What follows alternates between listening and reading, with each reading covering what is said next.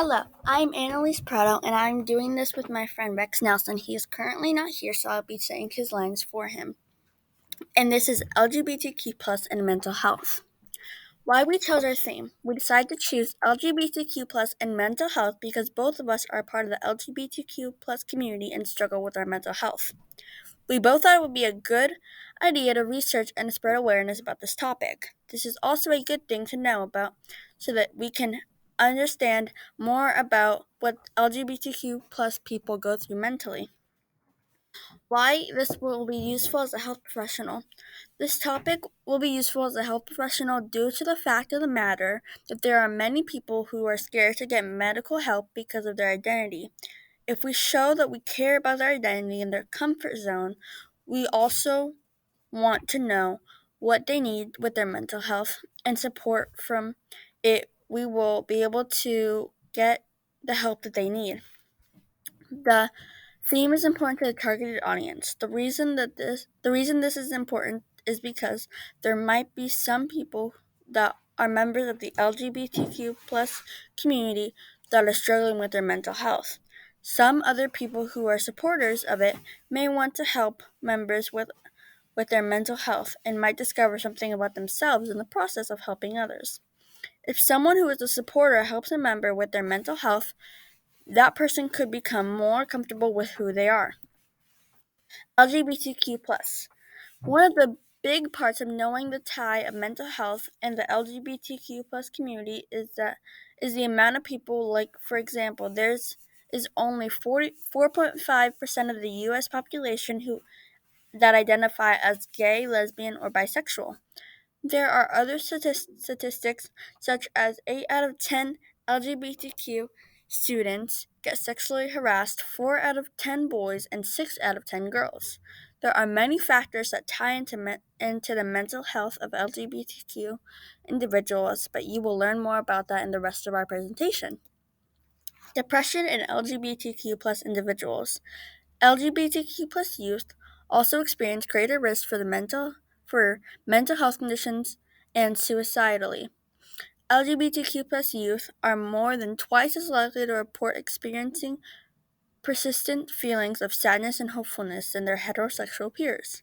Transgender youth face further disparities as they are twice as likely to experience depressive symptoms, seriously consider suicide, and attempt suicide compared to their cisgender lesbian, gay, bisexual, queer, and questioning youth.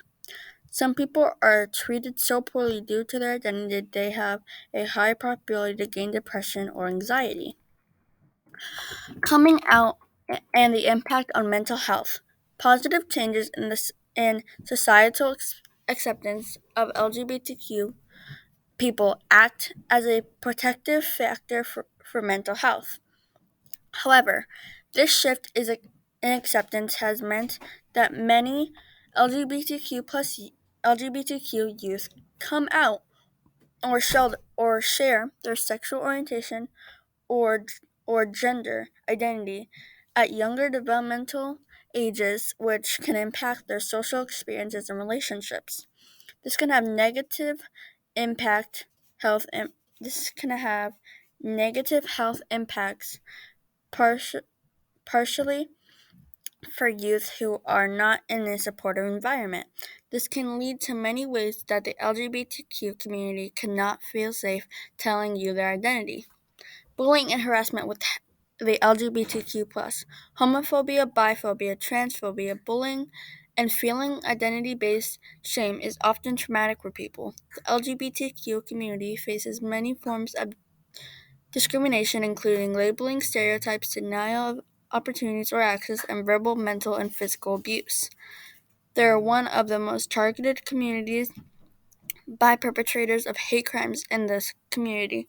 Such discrimination can contribute to a significantly heightened risk for PTSD among individuals in the LGBTQ community compared to those who identify as heterosexual and cisgender. Everyone can experience bullying, but it has been proven with studies that the LGBTQ plus people are bullying, harassed, even assaulted more than a cis identifying person. Suicide in the LGBTQ community. Many people in this community struggle in silence and face worse health outcomes as a result. The LGBTQ population is at high risk than the heterosexual cisgender population for suicidal thoughts and suicide attempts. High school students who identify as lesbian, gay, or bisexual are more than four times as likely to have attempted suicide compared to their heterosexual peers. 40% of transgender adults have attempted suicide in their lifetime compared to less than 5% of the general U.S. population. People of color and mental health of the LGBTQ+. People of color who identify as LGBTQ+ experience higher levels of minority stress because they can experience discrimination from their race, ethnicity, gender identity, and or sexual orientation. In Minnesota, 79% of Black Indigenous people of color who identify as LGBTQ+ experience anti-LGBTQ plus behavior. Over half were physically attacked or threatened because they were LGBTQ plus. People who identify as LGBTQ plus may not have the support system needed to help manage their stress and emotions. When you're constantly under threat, a natural defense is to build up walls and be on the lookout for danger. If every situation seems scary, it can feel safer to just stay home alone. The problem is that always being on the defense can increase feelings of stress or anxiety. Anxiety in the LGBTQ plus community. Many people experience anxiety according to the Anxiety and Depression Association of America. It is most common mental health concern is the United States, affecting more than 1 in 5 adults. Anxiety is even more common in the LGBTQ plus community. The Rainbow Health Survey found that two-thirds of Minnesotan adults who identify as LGBTQ plus feel anxious at least weekly. For BIPOC adults who identify as LGBTQ+, their number is even higher. 90% feel anxious on a weekly basis. Among youth who identify as LGBTQ+, 73% experience symptoms of anxiety. Eating disorders in the LGBTQ+.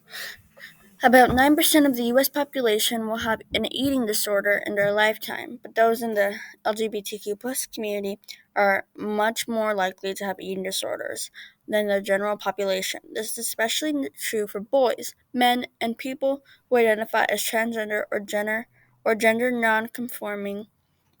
Boys who identify as gay or bisexual are more likely to engage in food restriction behaviors, self-induced vomiting, laxative abuse, and diet pills used in order to control their weight, compared to their heterosexual peers. Gay adult men are 7 times more likely to report binging and 12 times more likely to report purging their heterosexual adult more than heterosexual adult men. Transgender college students are about 4 times more likely to have an eating disorder than their peers. People who are